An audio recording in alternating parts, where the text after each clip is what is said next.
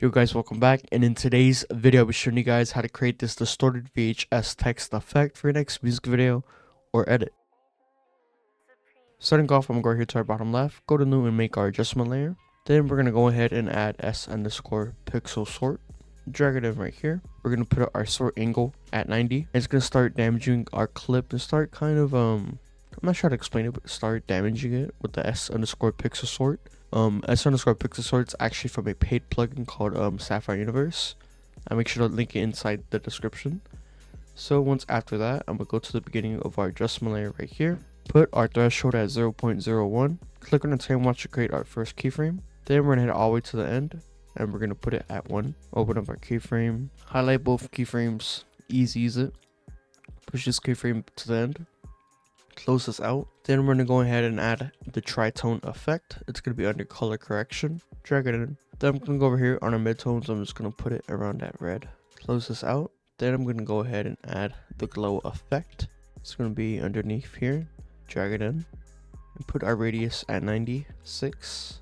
Close out our menu. Then I'm going to go ahead and add the noise effect. Put our amount on 50. Close this out. And we're going to go ahead and add CC threshold.